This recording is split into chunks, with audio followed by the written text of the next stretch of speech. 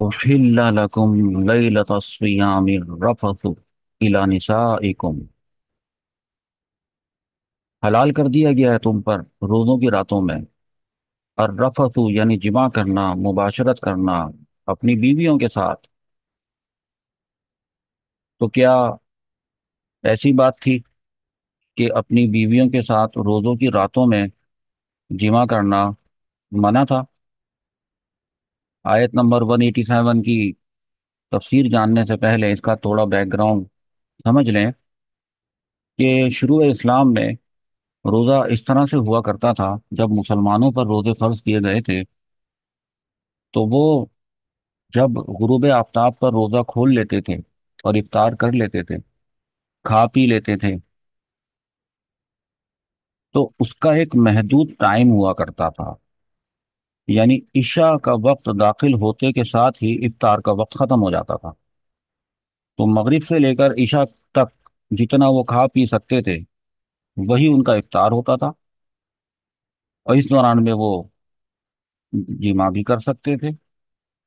لیکن جیسے ہی عشاء کا وقت داخل ہوتا تھا، کھانا پینا اور جمع کرنا بند ہو جاتا تھا، دوبارہ سے اسی طرح سے حرام ہو جاتا تھا جیسا کہ دن بھر تھا، گویا کہ روزہ دوبارہ شروع ہو جاتا تھا۔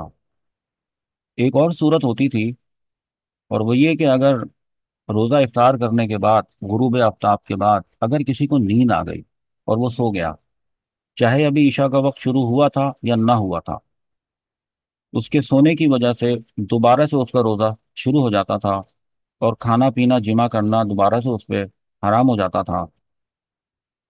یہ شروع اسلام کی بات تھی۔ ایسا ہوا کہ کچھ صحابہ کرام سے غلطی ہو گئی، بھول ہو گئی ان سے۔ ایسا ہوا کہ حضرت سیدنا عمر بن خطاب رضی اللہ تعالیٰ عنہ، انہوں نے روزہ افطار کیا، غروب آفتاب ہوا، روزہ افطار کیا، اور اس کے بعد عشاء کا وقت ہو گیا۔ عشاء کی نماز پڑھنے کے بعد آپ بھول گئے اور آپ نے اپنی اہلیہ سے مباشرت کر لی۔ تو دربار نبوت صلی اللہ تعالیٰ علیہ وسلم میں شکایت ہوئی۔ حضرت عمر فاروق نادم ہو کر آپ صلی اللہ علیہ وسلم کے پاس آئے کہ مجھ سے ایسا ہو گیا۔ حضور صلی اللہ علیہ وسلم نے فرمایا کہ عمر، مجھے تم سے ایسی امید نہیں تھی۔ تو اسی وقت یہ آیت نازل ہوئی، اور اللہ رب العزت نے ارشاد فرمایا کہ ہم نے تو حلال کر دیا، ہم نے تو حلال کر دیا تھا، تو ان کا یہ فعل یہ حرام نہیں۔ اس وقت ہم یہ ارادہ کر چکے تھے، کس بات کا ارادہ کر چکے تھے کہ احل لکم لیلۃ الصیام الرفث، رفث کو الی نسائکم جائز قرار دے چکے تھے۔ تو لہذا آپ ان سے ناراض نہ ہوں، حضرت عمر فاروق رضی اللہ تعالیٰ عنہ سے۔ تو دوسری ایک اور روایت میں بھی تفسیر میں لکھا ہوا تھا کہ حضرت سیدنا عمر فاروق رضی اللہ تعالیٰ عنہ نے جب مباشرت کا ارادہ کیا تو ان کی بیوی صاحبہ رضی اللہ تعالیٰ عنہ نے ان سے کہا کہ مجھے تو نیند آ گئی تھی۔ تو انہوں نے اس کو بہانہ سمجھا۔ اسی طرح اور بھی کچھ صحابہ کرام ہیں جن سے اس طرح کی غلطی ہوئی۔ حضرت سیدنا قیس بن فرما انصاری رضی اللہ عنہ، وہ دن بھر کھیتی باڑی کر کے شام کو جب گھر آئے تو انہوں نے اپنی بیوی سے کہا کہ کچھ کھانے کے لیے ہے؟ تو جواب ملا کہ کچھ بھی کھانے کے لیے نہیں ہے، میں جاتی ہوں کہیں سے لے کر آتی ہوں۔ تو وہ گئی، اور یہاں ان کی آنکھ لگ گئی۔ جب آنکھ لگ گئی تو اس کا مطلب یہ ہوا غروب آفتاب کے بعد جب ان کی آنکھ لگ گئی تو ان کا روزہ تو دوبارہ شروع ہو گیا۔ اب جب ان کی بیوی نے آ کر دیکھا کہ وہ تو سو گئے تھے، بڑا افسوس ہوا کہ اب یہ پوری رات بھی میں کھا پی نہیں سکوں گا، اور دوسرا دن بھی پورے دن بھوکے پیٹ کیسے گزاروں گا۔ جب صبح ہوئی، آدھا دن گزر گیا، تو حضرت قیس رضی اللہ تعالیٰ عنہ بھوک اور پیاس کے غلبے کے مارے بے ہوش ہو گئے۔ نبی کریم صلی اللہ تعالیٰ علیہ وسلم کے پاس اطلاع دی گئی، تو اس پر یہ آیت نازل ہوئی جب یہ آیت اتری تو مسلمان بہت خوش ہوئے۔ ایک روایت میں لکھا تھا کہ صحابہ کرام رمضان بھر عورتوں کے پاس نہیں جاتے تھے، جاتے ہی نہیں تھے۔ بعض مرتبہ ان سے کبھی کچھ ایسے قصور ہو جاتے تھے، اور جس کو یہ کہا جائے کہ خیانت ہو جاتی تھی۔ قرآن پاک میں خیانت کا ورڈ ہے، ابھی آگے ہم جب اس کو پڑھیں گے تو انشاءاللہ تعالی آپ کو پتہ چلے گا۔ تو اللہ رب العزت نے مسلمانوں پر اتنا بڑا رحم فرمایا، اتنا بڑا کرم کیا کہ صحابہ کرام کی اس بھول چوک کی وجہ سے تمام امت کو یہ فائدہ پہنچا کہ احل لکم لیلۃ الصیام الرفث الی نسائکم ہو گیا۔ دیکھا آپ نے؟ اپنے اوپر رکھ کر سوچیں کہ رمضان المبارک میں اگر ہمیں ایسے روزے رکھنے ہوتے تو یہ کتنی دقت کی بات ہو جاتی۔ دیکھیے، اللہ رب العزت نے ساتھ ہی میں یہ بھی ارشاد فرمایا کہ اب میاں بیوی ایک دوسرے کے رازوں کے امین ہوتے ہیں، اور بیوی کا کام یہ ہے کہ وہ اپنے شوہر کی راز کی باتوں کو چھپا کے رکھیں اور کسی سے جا کر شکایت نہ کیا کریں۔ ٹھیک ہے، حضور اکرم صلی اللہ تعالی علیہ وآلہ وسلم کے دور مبارک میں تو تمام شوہروں کی طرف سے یہ اجازت تھی، رضامندی تھی، اور خود تمام صحابیات ان کی عادت تھی کہ وہ حضور پاک صلی اللہ علیہ وسلم کو ہر بات بتایا کرتی تھی۔ تو روزہ ٹوٹ جانے کی بھی بات بتا دیا کرتی تھی تاکہ کوئی وہی نازل ہو یا حضور پاک صلی اللہ علیہ وسلم اس مسئلے کو آسان آسان کریں۔ تو اللہ پاک نے حضور صلی اللہ تعالی علیہ وسلم کے ذریعے کتنے ہی مسئلے اور مشکلات آسان فرمائی، لیکن ساتھ میں یہ بھی حکم ارشاد فرمایا کہ ہن لباس لکم، تمہاری بیویاں تمہارا لباس ہے۔ جیسے لباس جب انسان پہنتا ہے تو لباس انسان کے جسم کی ہر اچھی بری ہر چیز چھپا لیتا ہے، تو بیویاں بھی لباس ہیں۔ تو بیویوں کو چاہیے کہ وہ اپنے شوہروں کی برائی بیان نہ کریں، ان کی شکایتیں نہ کریں، اللہ رب العزت سے دعا کیا کریں۔ اور اللہ رب العزت نے مردوں کو بھی یہ حکم دیا کہ وہ بھی اپنی بیویوں کی غیبت یا برائی دوسروں کے سامنے نہ بیان کریں۔ فحاشی کے دور میں، یا جو لوگ فحاشی کو م، آسان سمجھتے ہیں، ان میں دیکھا گیا ہے کہ جب لڑکوں کی شادیاں ہو جاتی ہیں تو وہ دوست آپس میں جب ملتے ہیں تو وہ اندر کی باتیں بتاتے ہیں، اور اس میں ان کو کوئی شرم نہیں آتی۔ یہ بہت بڑی بے شرمی کی بات ہے۔ اسی طرح جو سہیلیاں آپس میں دوستیں ہوتی ہیں وہ بھی اپنے شوہروں کی ہم بستری والی باتیں ایک دوسرے سے چپ کے بتاتی ہیں، تو یہ بھی بہت بے شرمی کی بات ہے۔ اللہ رب العزت نے ارشاد فرمایا ہے ہن لباس لکم وانتم لباس لہن۔ اور اس کے بعد یہ جو بھول چک ہو گئی تھی، جو غلطی سے اپنی بیویوں کے ساتھ کچھ صحابہ کرام وہ جمع کر بیٹھے تھے اور اس پر وہ روتے ہوئے آئے تھے اور وہ سخت نادم تھے اور پریشان تھے، تو اللہ رب العزت نے ارشاد فرمایا علم اللہ انکم کنتم تختانون، کہ اللہ رب العزت جانتا ہے کہ بے شک تم اپنی جانوں کو خیانت میں ڈال دیا کرتے تھے، تم سے خیانت ہو جاتی تھی،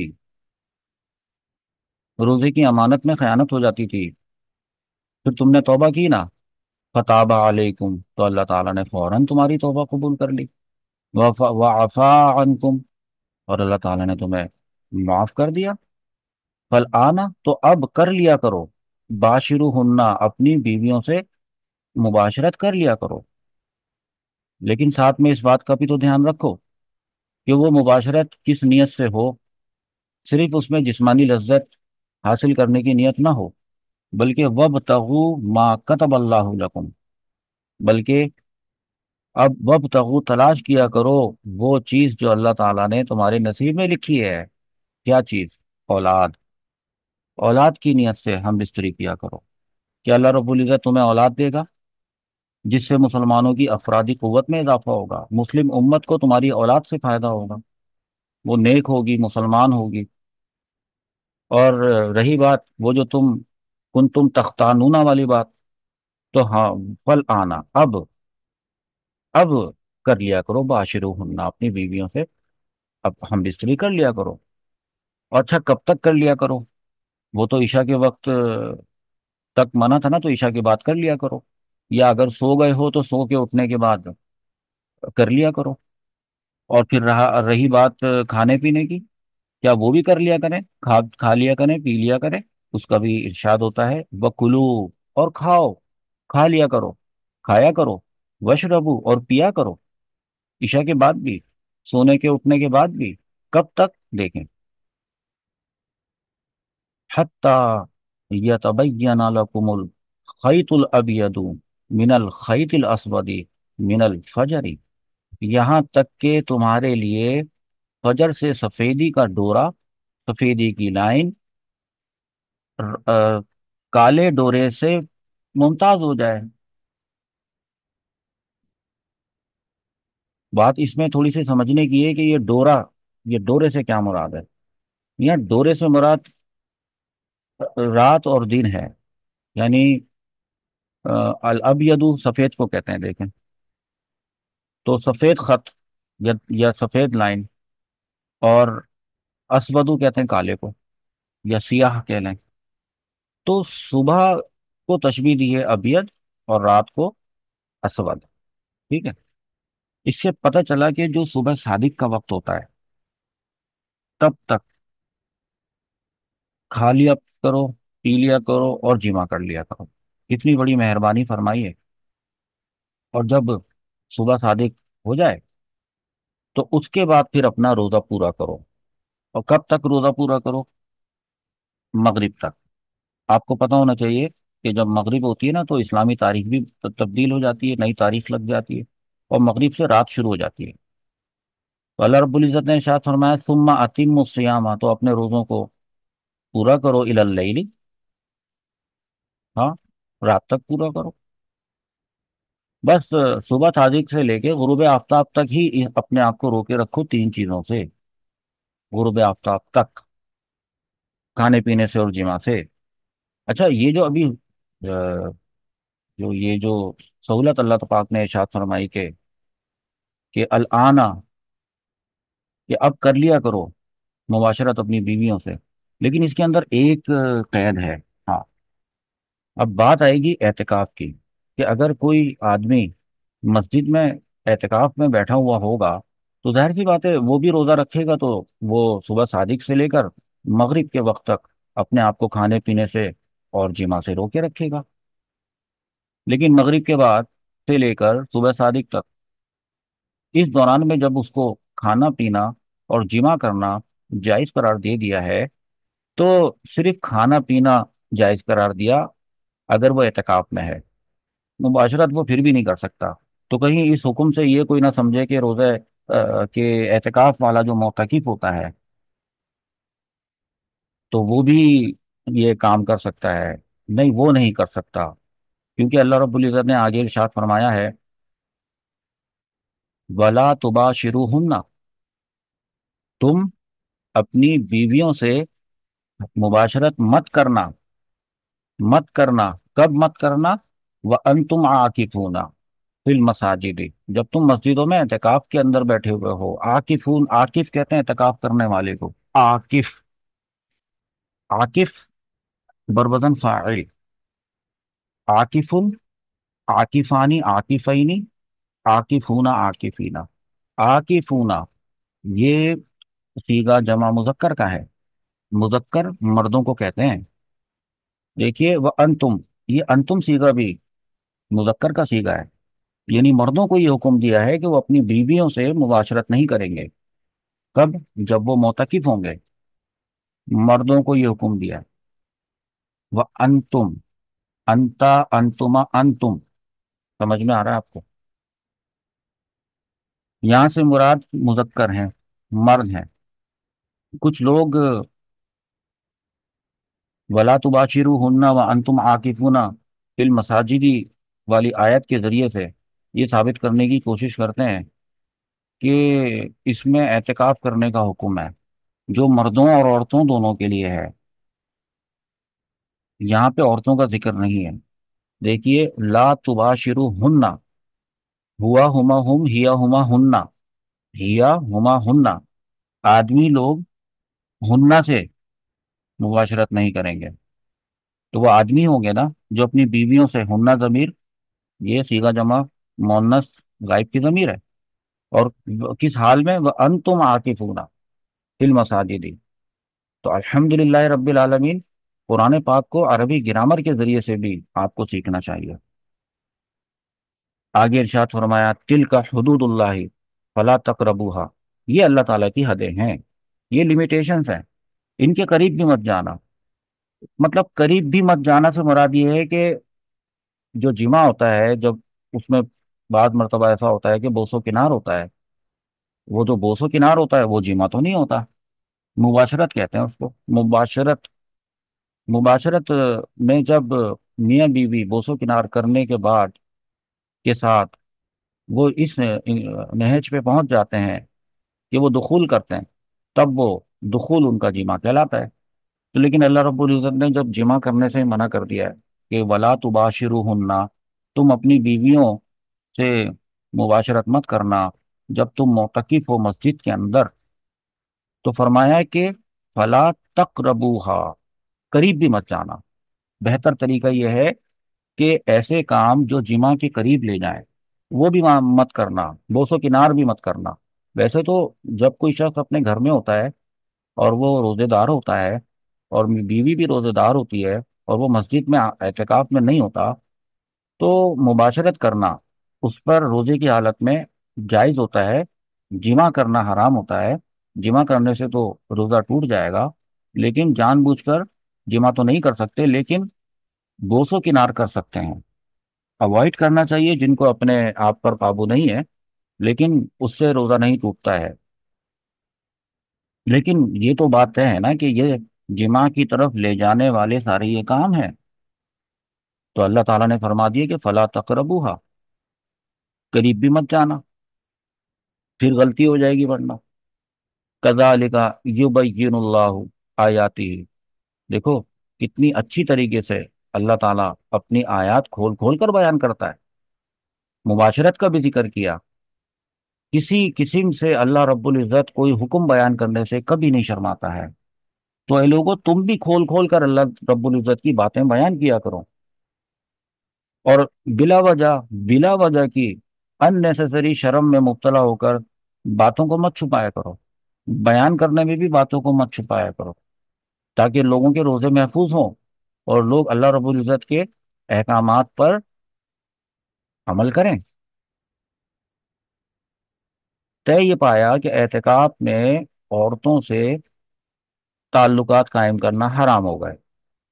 کذالک یبین اللہ آیاتہ للناس لعلہم یتقون، اللہ تعالیٰ یوں ہی تمام لوگوں کے لیے اپنی آیات کھول کھول کر بیان کرتا ہے۔ یبین اللہ، کھول کھول کر اللہ رب العزت بیان فرماتا ہے احکامات کو، تاکہ لوگ پرہیزگار ہو جائیں۔ اب اس سلسلے میں ایک بات جانی ہے کہ حضرت عبداللہ ابن عباس رضی اللہ عنہما نے فرمایا ہے، جو شخص مسجد میں اعتکاف میں بیٹھا ہو، چاہے وہ رمضان ہو، چاہے وہ رمضان کے علاوہ کوئی اور مہینہ ہو، اور اس نے کیا ہو اعتکاف، تو اس پر دن کے وقت یا رات کے وقت اپنی بیوی سے جمع کرنا حرام ہے جب تک اعتکاف پورا نہ ہو جائے۔ حضرت ضحاک رحمۃ اللہ تعالی علیہ فرماتے ہیں کہ پہلے لوگ اعتکاف کی حالت میں بھی جمع کر لیا کرتے تھے جس پر یہ آیت اتری، اور مسجد میں اعتکاف کیے ہوئے پر جمعہ کو حرام قرار دے دیا گیا۔ حضرت صفیہ بنت حی رضی اللہ عنہا نبی کریم صلی اللہ تعالی علیہ وسلم کی خدمت میں، اس وقت جب آپ صلی اللہ تعالی علیہ وسلم معتکف ہوا کرتے تھے، اعتکاف میں بیٹھے ہوا کرتے تھے، تو حاضر ہو جاتی تھیں تاکہ کسی چیز کی ضرورت ہو آپ صلی اللہ تعالی علیہ وسلم کو، تو وہ لا کے دے دیں۔ ایسا ہوا کہ ایک مرتبہ حضور صلی اللہ علیہ وسلم اعتکاف میں تھے، تو حضرت صفیہ رضی اللہ عنہا تشریف لائیں، اور ان سے کسی ضرورت کے بارے میں پوچھا۔ تو جب وہ جانے لگی، تو چونکہ ان کا مکان مسجد نبوی سے کچھ فاصلے پر تھا، تو حضور صلی اللہ تعالی علیہ وسلم کو ان کے ساتھ ساتھ ساتھ ان کو چھوڑنے چلے گئے۔ رات کا وقت تھا نا، تو اندھیرا اور سناٹا، تو حضور صلی اللہ تعالی علیہ وسلم نے کہا کہ آپ چلیں، میں آپ کو آپ کی آپ کے گھر تک ساتھ چھوڑ کے آ جاتا ہوں۔ اب راستے میں دو انصاری صحابی مل گئے، اور آپ صلی اللہ علیہ وسلم کے ساتھ آپ کی بیوی صاحبہ رضی اللہ عنہا کو دیکھ کر وہ دو صحابی شرما گئے، شرم کے مارے جلدی جلدی جانے لگ گئے۔ تو آپ صلی اللہ تعالی علیہ وسلم حالانکہ اعتکاف میں تھے، آپ کو معلوم ہے نا کہ اعتکاف کی حالت میں آ، اگر کسی ضروری کام سے وہ کوئی شخص اپنے گھر جائے گا، راستے میں اگر وہ بات کرے گا تو اعتکاف ٹوٹ جائے گا۔ لیکن یہاں پہ تعلیم دیکھیں کیسی دی حضور پاک صلی اللہ علیہ وسلم نے، کہ جب دو انصاری صحابی نے دیکھا کہ حضرت محمد صلی اللہ تعالی علیہ وسلم اپنی بیوی صاحبہ کے ساتھ جا رہے ہیں گھر کی طرف، اور وہ ڈر گئے اور شرما گئے، اور شرما کے جیسے پردہ کرنا ہے انہوں نے، نظریں نیچی کرنی ہے، اس طرح سے حیا آ گئی، وہ شرم کے مارے جلدی جلدی قدم بڑھا کر جانے لگے۔ تو آپ صلی اللہ علیہ وسلم نے فرمایا ٹھہر جاؤ، سنو، یہ میری بیوی ہیں صفیہ۔ تو وہ کہنے لگے سبحان اللہ، کیا ہمیں کوئی اور خیال بھی ہو سکتا تھا؟ آپ صلی اللہ علیہ وسلم نے فرمایا شیطان جو ہے نا، وہ انسان کی رگ رگ میں خون کی طرح دوڑتا پھرتا رہتا ہے، تو مجھے یہ مناسب لگا کہ کہیں میں تمہیں بتا دوں، تاکہ کہیں تمہارے دل میں کوئی بدگمانی نہ پیدا کر دے۔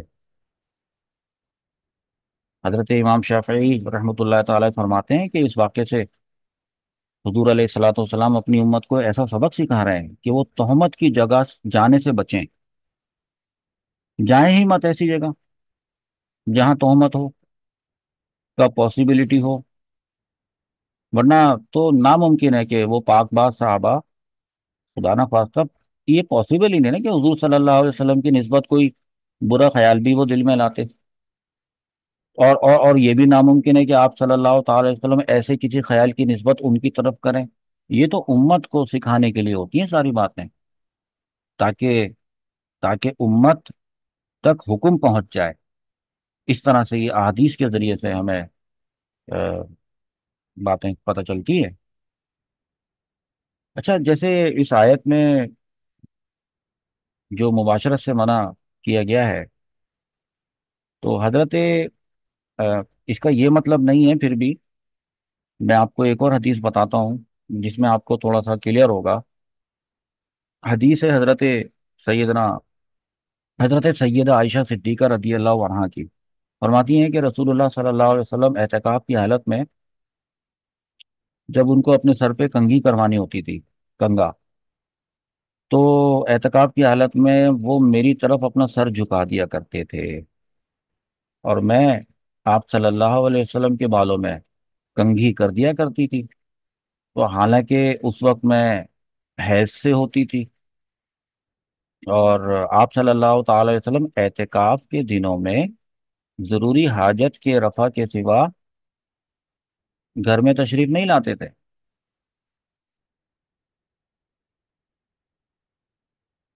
دیکھیے، کچھ لوگوں نے بڑا مسئلہ پیدا کیا ہوا ہے، اور وہ کچھ ایسی عورتیں ہیں غیر مقلدین، خود ساختہ مجتہدین، وہ مختلف آیات سے اور مختلف احادیث سے یہ ثابت کرنے کی کوشش کرتی ہیں کہ عورتیں بھی اعتکاف میں بیٹھ سکتی ہیں، اور وہ یہ حضرت عائشہ صدیقہ والی وہ والی حدیث بتاتی ہیں جس میں حضرت عائشہ صدیقہ رضی اللہ تعالی عنہا نے مسجد میں اعتکاف کیا تھا، اور دیگر امہات المؤمنین نے مسجد میں اعتکاف کیا تھا۔ اس بات کو جان لیں اچھی طریقے سے بچوں، کہ ایک تو مسجد ہوتی ہے جہاں پہ مردوں کے لیے جماعت قائم ہوتی ہے۔ شروع اسلام میں مرد اور عورت دونوں پر جماعت کے ساتھ نماز پڑھنا واجب ہوا کرتا تھا، اور بعد میں حضرت عمر فاروق رضی اللہ تعالی عنہ نے عورتوں کو مسجد میں جانے سے منع کر دیا تھا، اور تب سے لے کے آج تک عورتوں پر جماعت سے نماز پڑھنا واجب نہیں ہے۔ اور بہتر یہ ارشاد فرمایا ہے احادیث کے اندر کہ عورتوں کو چاہیے کہ وہ اپنے گھر کے اندر، بلکہ اندر بھی کوئی اندرونی کمرے کے کسی کونے کو ایک جگہ کو مخصوص کریں اور وہاں نماز پڑھا کریں۔ تو جہاں تک مسجد کے لفظ کا تعلق ہے، مسجد دو طرح کی ہوتی ہے۔ ایک مسجد تو یہ مسجد ہے جو مردوں کی جماعت کے لیے بنی ہوئی ہوتی ہے، اور ایک مسجد ہوتی ہے جس کو کہتے ہیں مسجد بیت۔ بیت کا مطلب ہوتا ہے گھر، گھر کی مسجد۔ یہ ایسی جگہ کو کہتے ہیں، گھر کی ایسی جگہ جس کو نماز پڑھنے کے لیے، جائے نماز بچھانے کے لیے مخصوص کر لیا گیا ہو، اور اگر نہ کیا ہو تو کر لیں، کر لیا کریں، اور علم دین حاصل کریں۔ دیکھیں میں آپ کو ایک حدیث بتاتا ہوں، ویسے تو کافی احادیث ہیں، لیکن یہ حدیث آپ سنیں، صحیح بخاری شریف کی حدیث ہے، اس کو سنیں پھر آپ کو پتہ چلے گا۔ صحیح بخاری شریف میں حدیث ہے، کانا حضرت عائشہ صدیقہ رضی اللہ تعالیٰ عنہ فرماتی ہیں کہ کانا رسول اللہ صلی اللہ علیہ وسلم یعتکف فی کل رمضان، حضور صلی اللہ تعالی علیہ وسلم فرماتی ہیں کہ ہر رمضان میں اعتکاف فرمایا کرتے تھے۔ وَإِذَا صَلَّى الْغَدَاةَ دَخَلَ مَكَانَهُ الَّذِي اعتكف فِيهِ، مطلب جب آپ صلی اللہ علیہ وسلم صبح کی نماز پڑھ لیتے تھے تو پڑھنے کے بعد اس جگہ چلے جاتے تھے۔ کس جگہ؟ دَخَلَ مَكَانَهُ الَّذِي اعتكف فِيهِ، جہاں پہ آپ نے اعتکاف کرنا ہوتا تھا، بیٹھنا ہوتا تھا اعتکاف میں۔ تو فَاسْتَأْذَنَتْهُ عَائِشَةُ، تو اجازت طلب کی حضرت عائشہ نے، کس بات کی؟ ان تعتکف، اعتکاف کرنے کی۔ تو رابی فرماتے ہیں فَأَذِنَ لَهَا، رسول صلی اللہ تعالی علیہ وسلم نے ان کو اعتکاف کرنے کی اجازت دے دی۔ فَضَرَبَتْ فِيهِ قُبَّةً، تو حضرت عائشہ صدیقہ نے ایک قبہ یعنی ایک خیمہ وہ اس مسجد نبوی میں لگا لیا۔ اچھا اب ہوا کیا کہ حضرت ام المومنین حضرت حفصہ رضی اللہ تعالی عنہا نے بھی جب یہ سنا نا کہ حضور صلی اللہ تعالی علیہ وسلم نے حضرت عائشہ کو اعتکاف کرنے کی اجازت دی ہے، تو انہوں نے بھی اپنا ایک خیمہ لگا لیا۔ پھر حضرت زینب بنت جحش رضی اللہ تعالیٰ عنہ، انہوں نے بھی سنا تو انہوں نے بھی اپنا ایک خیمہ وہاں لگا لیا مسجد نبوی میں۔ ابھی اعتکاف شروع نہیں ہوا تھا، جیسے کہ اعتکاف نیکسٹ ڈے ہوگا، تو انہوں نے ایک دوسری جانب انہوں نے بھی لگا لیا خیمہ۔ حضور صلی اللہ تعالیٰ علیہ وسلم نے جو اجازت دی تھی نا، کہ جب راوی فرماتے ہیں کہ فَاسْتَأْذَنَتْهُ عَائِشَةُ، جب انہوں نے اجازت طلب کی ان تعتکف، کہ میں اعتکاف کر لوں، فَأَذِنَ لَهَا، تو رسول صلی اللہ تعالیٰ علیہ وسلم نے اذینہ، اجازت دے دی تھی، وہ مسجد بیت والی اجازت کی بات یہ ہے دراصل۔ تو انہوں نے تین امہات المومنین نے اپنے خیمے لگا لیے مسجد میں۔ فَلَمَّا انصَرَفَ رسول اللہ صلی اللہ علیہ وسلم من الغداۃ، پھر جب فجر کے بعد رسول صلی اللہ تعالیٰ علیہ وسلم اعتکاف میں بیٹھنے کے لیے آئے نا، اب سرا اربع قباب، تو آپ صلی اللہ علیہ وسلم نے دیکھا چار خیمے لگے ہوئے ہیں۔ فقالا ما ھذا، پوچھا رسول صلی اللہ تعالی وسلم نے کیا ہے کیا یہ؟ ما ھذا، یہ کیا ہو رہا ہے؟ فاخبرا خبرہن، تو صحابہ کرام نے ان امہات المؤمنین کے بارے میں خبر دی حضور صلی اللہ علیہ وسلم کو۔ تو فقالا ما حملہن علی ھذا البر، کیا اس سے کوئی ثواب ملے گا؟ شارٹ کر کے بتا رہا ہوں۔ تو فرمایا کہ اور بہت ناراض ہوئے، ہاں بہت ناراض ہوئے، اور فرمایا کہ انہوں نے کوئی ثواب کی نیت سے یہ کام تھوڑی نہ کیا ہے، فرماتے ہیں کہ ایک دوسرے کی ریس میں ایسا کام کیا ہے، ایک دوسرے سے ثواب میں، مطلب نیکی میں آگے بڑھنے کی کوشش میں کیا ہے۔ اور فرمایا کہ ان زعوہا، उखड़वा दो इनको, उखाड़ो इनको खेमों को। फला अराहा, अब मैं ना देखूं इनको दोबारा। फनुजियात, तो वो खीमे उखड़वा दिए गए। आप सल्लल्लाहु ताला अलैहि वसल्लम इस बात से इतना नाराज हुए, इतना नाराज हुए कि फलम या तकी फी रमदाना, उस रमजान में हुजूर सल्लल्लाहु ताला अलैहि वसल्लम ने अपना वाला एहतिकाफ भी तोड़ दिया, शुरू ही नहीं किया। इतना नाराज हुए, घर जाकर बैठ गए। हत्ता तकफा फी आखिर अशरी मिन शव्वालिन, फिर जब अगला महीना शव्वाल का आया ना, तब हुजूर सल्लल्लाहु ताला अलैहि वसल्लम ने वो वाला जो एहतिकाफ, ये वाला जो रह गया था, ये बाद में किया। तो औरतों को चाहिए कि वो फर्मा बरदारी का मुजाहरा किया करें, और बिला वजह मस्जिदों में मत जाया करें। कुछ ममालिक में मस्जिदों में जमात के साथ नमाज का एहतमाम होता है। खास तौर पे जुमे की नमाज के लिए जाते हैं, औरतों का अलग से इंतजाम होता है, बेसमेंट होती है या दूसरा पार्ट होता है, पोर्शन होता है, अलग होता है। वहां तो ठीक है, वहां तो जाते हैं, फैमिलीज जाती हैं, नमाज पढ़ती हैं, जमात के साथ औरतें नमाज पढ़ती हैं, वो अलग हो जाती हैं। वापसी में मिल लेते हैं फैमिलीज वाले आपस में और अपने घर आ जाते हैं। बिला वजह मस्जिद में नहीं जाना चाहिए औरतों को। और एहतिकाफ तो बिल्कुल से ही मना है मस्जिद के अंदर, औरतों का जाकर मस्जिद में जाकर एहतिकाफ में जाकर बैठ जाना, इसको तो मना ही करार दे दिया गया है। तो अल्लाह ताला से दुआ है कि हम लोग कुरान को सही से समझना शुरू करें, और असातिज़ा की निगरानी में इसको सही से समझेंगे तो असातिज़ा की निगरानी में समझेंगे। लोग बताएंगे आपको, उलमा बताएंगे आपको कि किस आयत के किस लफ्ज से क्या मुराद है। फिर कुछ कुछ की अकल ठिकाने आएगी। तो अल्लाह ताला हम लोगों की अकल ठिकाने लगाए कि हम सही समझ बूझ के साथ, फहम फरासत के साथ कुरान में तदब्बुर करने में कामयाब हो जाएं, कि जैसा कि कुरान में तदब्बुर करने का हुक्म है, जैसा कि हक है कुरान पाक का, वैसे कुरान पाक को समझ समझ के उसकी तिलावत करने में कामयाब हो जाए इंशाअल्लाह ताला।